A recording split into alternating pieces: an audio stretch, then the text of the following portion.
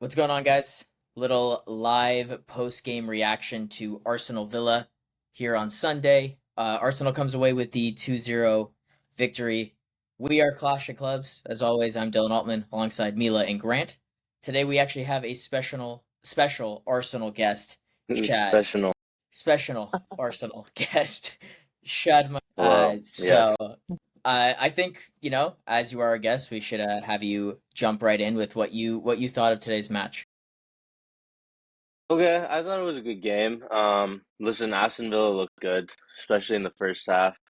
They were definitely putting up opportunities and they looked threatening. I think that Ollie Watkins miss was detrimental for them. I think as the game went on, it started to deflate them because they weren't getting like chances near as good as that, and that defense is solid, so you do have to take your chances. So I think that miss was huge.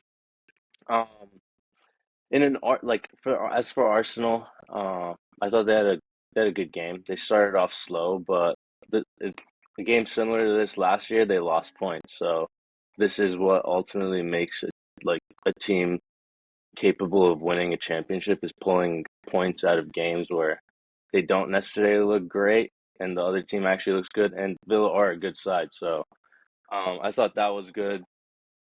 Arteta made great changes.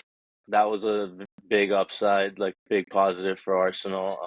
Martinelli was horrible, unfortunately, but taking him off was really big. Partey was fantastic. I thought a little could get more into it defensively, but I think our defense is solid enough to where like he could get away with the games like that.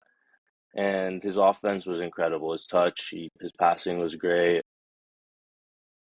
As far as Havertz, the Gyökeres is looking more like it's needed, honestly. Like, listen, he's not gonna. I don't expect him to put all the chances away, or like he didn't have many like easy chances. The one where he kind of like ran onto it in the front of the box, it was close to the keeper. I thought like a top striker could do better with that. Poke it into the corner, maybe a little dink. But I thought his overall performance just wasn't good. If it was just about the finishes, I wouldn't be very like disappointed. But yeah, that was my overall take. I thought that it was a big game for them, just showing that even if it's not like super smooth and they have to actually like push themselves out of second gear because they're not performing as up to what they should be, they can and they can get points out of it, which was like important, very important. Nice. Yeah, I think Shadman said a lot of good things there. I think, like you mentioned, a very important thing with Arsenal, obviously Villa got the best of them both times last year. I would say out of those three games, including today might have been the weakest performance, but the difference is they picked up the points, and that's something they need to do. As you know, competing with City for a league, you have to pick up points everywhere you can. So I think that's really important for them because I also thought Villa looked really positive in the first half, and also when Watkins missed that chance, and again, a really good save from Raya. But I think Ollie Watkins, a striker of his quality, can absolutely do better there. And then they just turn the game around. Trossard comes in, just clinical, finds a finish. So I thought that was really good. And then kind of going to Villa, I did think they played really well. Morgan Rogers stood out a lot for me. I mean, there's a lot of question marks about the team in terms of How obviously old is Diaby he? leaving. I don't know how young he's off the top of my I'll head. He's check real quick. 22. He's Oh, 22. 22. damn. Yeah, but I Yeah, remember he's a good player. we played Middlesbrough in the cup last year. He scored against us. I was, oh, that's tough. Another goal conceded. Nothing new, but he looked good and he looked really good today. I think at certain points in that game, like he had Rice and Partey like looking a little shaky, and that's a very sound defensive midfield right there. So like that was very impressive from him. I think Onana also looked really good. I think coming into a team like this, we saw a little bit more in the Euros compared to his time at Everton, but a team that can hold the ball for a little bit. He'll be able to show a lot more quality, so I think that's going to be a huge pickup for them. Tielemans also looked really good. Um, and again, yeah, last thing I will say about the game before I let one of you guys speak on it. I do think Martinelli, this was a big missed chance for him today. Matty Cash comes off early, 18-year-old right back comes on, like go get him. He had a lot of opportunities to go at his fullback, and really make this game his own, make an impact on it, and he just didn't. So I think it's a big year for him, and that was a missed opportunity for him. Yeah, I agree with basically everything both of you guys said. More on Rogers though, I thought he looked really smooth today. Like he made kind of what Shadman was saying about Partey's defensive performance. I think a lot of that comes down to how Rogers was playing. He was just going by that Arsenal midfield, like you were saying. The big thing for me with Villa was that I think they were missing Matson's speed going forward. There's multiple times where they'd be on a break and then they're looking for that extra outlet overlapping, and Digne's huffing and puffing down the line. So like they need that, and then I think hopefully Ollie Watkins can come back from the past two games. They haven't been great, but I think he's got the quality like we saw last year. I think he should be able to get back to his scoring ways, and then Villa will be pretty good position. That wasn't a bad game for them. Yeah, I don't have any much different to say. I think I kind of will just highlight more of what Arsenal did compared to Villa, because I thought Villa should have won the game ultimately, but I thought Saka was really, really good today, which is a But good and bad thing. I'm concerned that if he potentially gets hurt, and maybe we can kind of segue this discussion into what's next for Arsenal. But if Saka somehow picks up an injury, or if they start to focus more heavily on the Champions League, I'm not sure what the direction is for them if he is to get hurt. Because who I think comes in on they're that right gonna. side? I aren't they? They're gonna bring in a winger, I think, before the They're season linked to a ends. winger. So I think like that'll be a good backup option if that happens. Hopefully it doesn't, but I mean if they're linked to some pretty decent wingers who would come in and do the job um for a bit. Hopefully he doesn't get injured long term. I mean if he does, ultimately it is like the best player on the team, and like once the best player gets like hurt, that team is gonna Trying to struggle adapt. Yeah. regardless. Yeah. That's Yeah. fair. I mean, I guess it's a weird one for me because I think that the gold standard is City, right? And so everyone's compared to City, and obviously they have a plethora of offensive talent to where it doesn't really matter who gets hurt or who comes in and out. Like Holland missed half the season last year, and it didn't matter. They still ended up winning everything. So it's like if there is a big injury like that to, I mean, anybody in the front line, what is the choice that Arteta has to then go and make?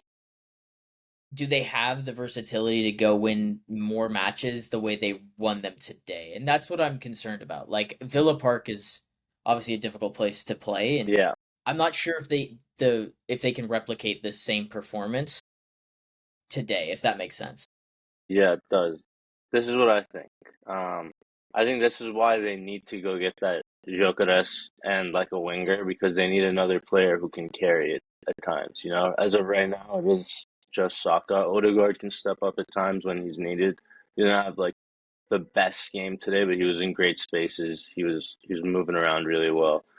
Um, but yeah, that's why they do need like that Gyökeres to get come win games, because Saka can't keep just doing it by himself and like creating these chances. So regardless, I think that that's the only answer, is that they need another like another star man in the offense.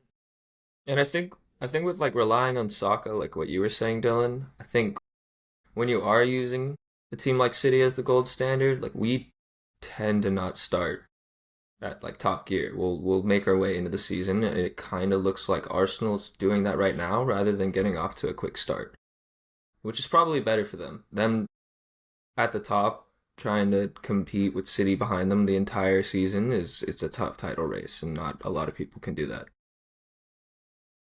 That's fair. It is a marathon. It's not a sprint, and obviously the goal is to not overreact. I think today it was just there were some.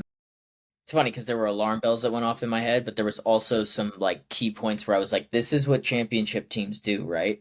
You don't show up with your best game plan or your best day, but you still pick up 3 points." And it ended up being convincing, right? Like 2-0 is not a scoreline you look back on and you're like, they got fucking mollywopped. It was like, oh, they controlled the game. And if you look at the stats, that's what it's going to show. And I guess that's what championship sides do, right? They underperform maybe for portions of the game, but when the stakes are at the highest. You get, the tackle from Saliba to keep it 2-0. You get the Raya save, Class. and then you get Saka connecting on a ball that I bet you 98% of right wingers in today's game let go out of bounds. To put it Mhm. in, and you have, and I'm not trying to hype up Havertz because he didn't really do much, but to stay locked in enough to make a play and Challenge extend for a that. play. Sure. And then Trossard's, ultimately gets the goal is that's Also, like important. one thing that was positive. Last thing, you could clearly see that Arsenal like got more into the game as it went on. Like toward like in the second half, especially after the changes, they were honestly dominating. There was so much space. They had a few counters where if they made a few better decisions, they probably would have gotten great goal scoring opportunities. But that was really important. Like the first 30 minutes was a little weird. Even the beginning of the second half, you could see Aston Villa was pushing, but then Arsenal just kept pushing it up and then took them out of the game pretty much. Yeah, I did think. First off, we got to stop treating Havertz like he's some dude who's like 17 years old and like, oh, he's his first appearance. Like, oh, he made a challenge. Like, they spent a lot of money on him, and I do think Shadman's right in the sense that they do need like a good nine up there that can get you goals. So if that's the case, and then they brought in Marino to play as a left-sided eight, where's Kai going?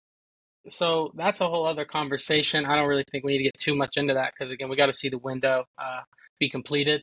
I did think one interesting observation. I think Timber looked really good, um, kind of inverting into that pivot with Partey, and Rice got pushed very high up. So that I found very interesting.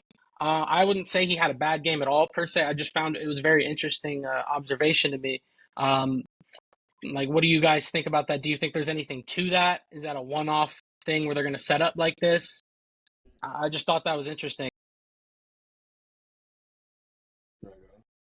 Yeah. Yeah, I don't think so because if you like, I feel like when Calafiori came on, he kind of had a similar role cutting in. So I think that's just the system they want to go with moving forward, and they want to keep Ben White further back at times, or obviously rotate it because Hmm. it's like the City system almost. Yeah. But um, I thought Declan Rice was a little disappointing for me.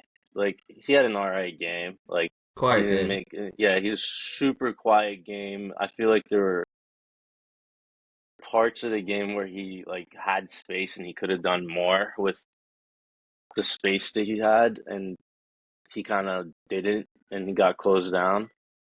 But I mean, it is just one game. He's a quality player, so I think he'll be fine. I like the system that they played. I think it fits the players that they have well. Mm. Um, especially with their wing backs being the way they are. I think you kind of want to play like this. So I think it was a good system. It looked good.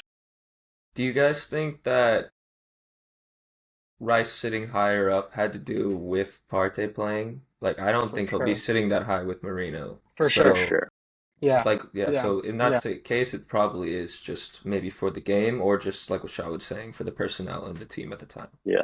Yeah, because obviously there was a lot of discussion about his progressive passing in this offseason, kind of during the Euros. So I just found it an interesting observation. But again, I don't think Partey is going to play 38 games in the league this year. So, I mean, he uh, looked good today. Hopefully he no, does. He looked yeah. fantastic. Yeah, no, he looked good. And that shot, I mean, he scored a goal. It was a good hit. But Emmy's Good definitely job. could do better there. Emmy could definitely do better there. Hmm.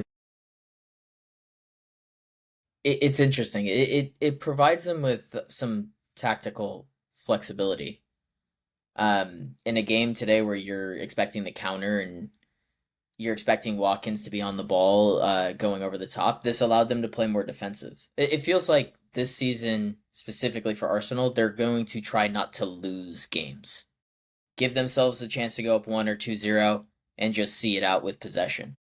I'm not sure if that's the best way to do it, but it's definitely not a way to lose games. I mean, that's kind of what City did when Pep was when they had that the Ruben Diaz like anchored years. It was like, oh, we're never gonna get beat over the top. We're never gonna beat on the wings, and that's kind of the similar vibe that I'm getting. And obviously, he's a Pep disciple, so I could see that kind of playing out that way. I just don't know if it's Wait, I have a question. Why do you think that they were like they were just playing to not lose? Because as the game went on, they were attacking more and more. I thought like they were actually like they had more of their offensive chances. Like they had way more space as the game went on. Obviously, that has to do with Villa chasing the game, Mhm. but it wasn't like they were just like passing it around and like just like they were actually still taking chances. Players were still making runs. I guess it's less of like a trying to see how I can formulate this. Like It's just more of more of an like idea, not more of just a the one game philosophy. specifically. Yeah, Yeah. I More of a see, I see, I see. philosophy. Like I can Yeah. see them every game. I mean, they kind of did this against Wolves. Like they go up 1-0 early and then they have such good Yeah, technical they players in the cruise in that midfield. game. Yeah, they Exactly. didn't And get then out of you're second just gear. picking up the second goal because you're holding possession and eventually the talent of Saka and Martinelli and Odegaard will break some line when you're making the other team chase you. And that's kind of what it feels like. It's like get up early, get up 1-0 and then just kind of see out the game.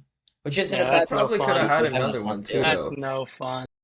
I think they could have had a couple more goals in it. And it's not like they're, like what Shaman was saying, they definitely have a purpose with the possession. They're trying to go score goals. It's just a lack of, the conversion rate was low. Mm. Or not even necessarily that they got the shots off. Like sometimes the good ball would come across the box and no one's there, and we'd be like, oh, like why is nobody there? It's literally going to a Aston Villa player when there could be a guy making a late run in the box and But putting also, that away. this will all get fixed as the Yeah, of season course, goes early on. season. Yeah. It's very early. I don't know. It's just different. Like, I look at this and I look at that team exactly like I did when Jesus was the main striker at City, and there's just a different style of forward play. Like when City collapsed teams into the box, and like there was like 15-minute spells where like you couldn't even get out of your own 18. Like Arsenal doesn't do that, if that makes sense. It's like Mhm. we're gonna quickly pounce, and then Saka's gonna whip in a real quick cross to Havertz, or he's gonna take the inside shot. And if that doesn't work, then it's straight back out to the center backs who are almost playing a little closer to half.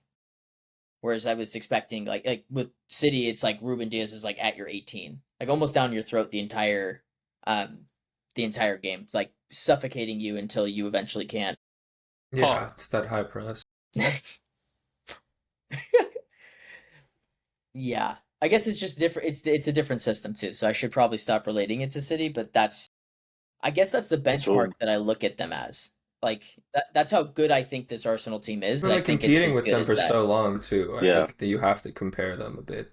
I mean they've won four in a row. That's what you need to beat. That's you do have to ultimately compare like every team to City because Mhm. you got to beat them. But I thought it was a great game. I thought we covered most of the stuff. Yeah. Yeah, I mean, they got Brighton at home, and then they got to go away, Tottenham, away City. Yeah, it's So it's a brutal start. So it's huge to get the points, even if the performance isn't all the way up to speed. And again, it's early. This is very Mhm. early in the season. So also I yeah, kind of like that they're cruising a little bit yeah, because of their crazy schedule. Like they're not like pushing the tempo every game. I mean, what They're they got Brighton next week. Brighton, yeah, Tottenham. yeah. Brighton international break, and then Tottenham, Man City back to back away. Yeah. That'll be tough. Yeah, So I Yeah, championships are won in the early parts of the season, right? At least yeah, at this rate. I've mentioned it before, but all it takes is for you to lose 3 games during the season, and that's it. mhm. That's how good Pep is, and that's how good City is on a normal basis. So if you can't do it now, you're not going to do it later. yeah. We already lost our first game, man. It's crazy. What? Yeah. So Chelsea's only got one, or 2 more losses until it's over. Yeah, and then they can't win the title anymore. I can't believe that's going to happen. That sucks. We got the Conference League to worry about. Hey, big win, big win. Scary win, but big win. Big Yeah. teams don't play this early for European football. Uh, Uh, we'll be back one day. One How did day. you even watch the Conference League? It was impossible to find. Dude, I'm ashamed to admit it. I paid $5. I Not a paid paid $5. ad. Not a paid I paid sponsorship. I paid $5, yeah. And that first half made me want a refund, like in the worst of ways. But Yeah, I can imagine. yeah, it's tough. But again, it's very early, so we'll see. It's gonna be fun. This will be a good year. Yep. But this was a good conversation. I thought this is the first time that I think we've agreed on something, especially about a team that we all don't like. Yeah. Pretty concise. So, Yeah. uh, yeah, I want to thank Shadman for coming on and being our Arsenal point. Thought Hell yeah. for a first guest, you were probably the best one that we could have done. So, So uh, I'm happy. I'm happy it went well. The best yeah, of the Arsenal ones, at least. that's true. There's not many. I'm There's excited not to many see Arsenal Arsenal. fans. I'm excited to see Milan on. Yeah, that'll be Me good. too. All right. Well, thanks All for right. listening, guys. All right. All right. Bye, Peace. guys.